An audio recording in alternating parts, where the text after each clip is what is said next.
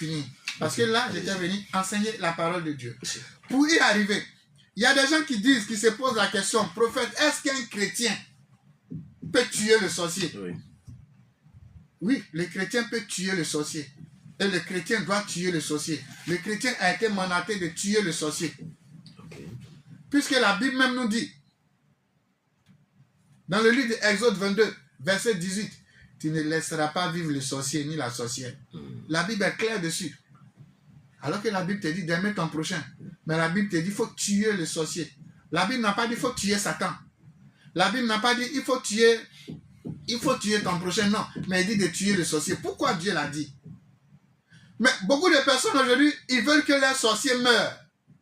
Mais ils ne veulent pas employer le mécanisme par lequel Jésus-Christ, Dieu va passer pour tuer le sorcier. Vous tous qui êtes ici, vous voulez que votre sorcier meure. Vous voulez voir votre sorcier mourir. Puisque en tant que chrétien, votre réponse doit être oui. Parce que Dieu a dit de tuer le sorcier. Est-ce que Jésus-Christ, est-ce que Dieu a fait cadeau à Judas? Non. Judas était son sorcier? Oui. Mais Judas est mort? Oui, il est mort. Parce que Dieu a dit de tuer le sorcier. Si vous voulez véritablement tuer votre sorcier, voici le rituel que je vais vous donner maintenant. Proverbe 24, verset 17 à 18. Je sais que beaucoup de chrétiens n'ont jamais entendu ce verset-là. Tu veux que ton sorcier meure, tu veux que Dieu tue ton sorcier. Oui. Tu veux que Dieu il fasse payer celui qui t'a fait du mal. Oui. Parce que beaucoup de personnes aujourd'hui disent, mais moi je suis chrétien, pourquoi celui-là m'a fait du mal et puis lui prospère, moi je souffre, Dieu ne le châtie pas. Pourquoi Dieu ne le châtie pas là? C'est ce que je vais te dire aujourd'hui. Proverbe 24, notez, je sais que vous n'avez jamais entendu ça. Proverbe 24, 17 à 18. Ne te réjouis pas de la chute de ton ennemi. Et que ton cœur ne s'égaie pas quand il chancelle. De peur que l'Éternel ne le voie et que cela ne lui déplaise et qu'il s'en détourne et qu'il détourne de lui sa colère. Donc quelqu'un t'a fait du mal, toi en tant qu'un appelé. Dieu dit qu'il va venger la personne. Mais toi, dès que la personne a un tout petit problème, tu commences à te moquer de lui. Mais tu pries, tu demandes à Dieu de l'anéantir, de le détruire. Non, toi, ton rôle, ce n'est pas de demander à Dieu de l'anéantir, de le détruire. Ton rôle, c'est de demander à Dieu de le bénir, de le protéger. C'est de prier pour lui dans le secret. C'est de lui pardonner.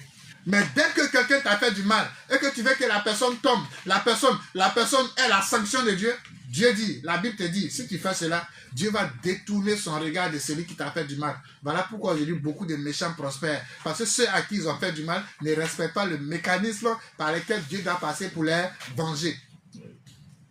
Tu veux que Dieu agisse dans la vie de ton sorcier, Dieu tue ton sorcier, ton ennemi. Il faut pratiquer Proverbe 25, verset 21 à 22 qui nous dit, si ton ennemi a faim, donne-lui à manger, donne-lui du pain à manger. S'il a soif, donne-lui à boire. Car ce sont des braises ardentes que tu amasses sur la tête et ta récompense sera grande avec l'ennemi. Mais toi, tu fuis ton sorcier. Tu fuis ton ennemi. Celui qui t'a fait du mal, tu lui tournes le dos.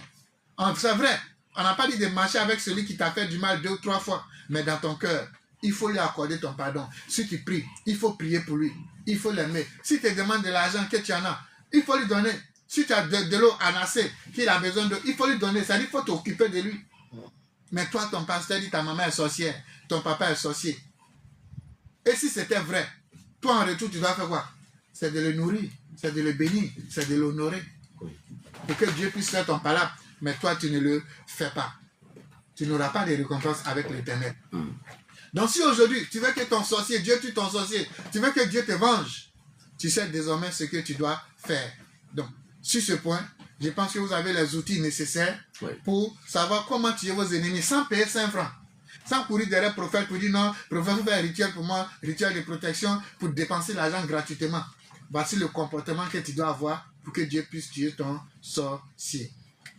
Depuis que mon père spirituel est décédé, moi, prophète Adam, devant Dieu, devant les hommes, devant la terre, je n'ai jamais donné 5 francs à un homme de Dieu pour dire qu'il faut faire prière, il faut faire rituel pour moi. Je n'ai jamais fait ça. Jamais de la vie. Mon seul et vrai rituel que vous connaissez, c'est ce que vous me voyez faire. L'amour de Dieu, l'amour du prochain, dans la charité, dans le donner, dans le pardon. C'est mon secret qui est là.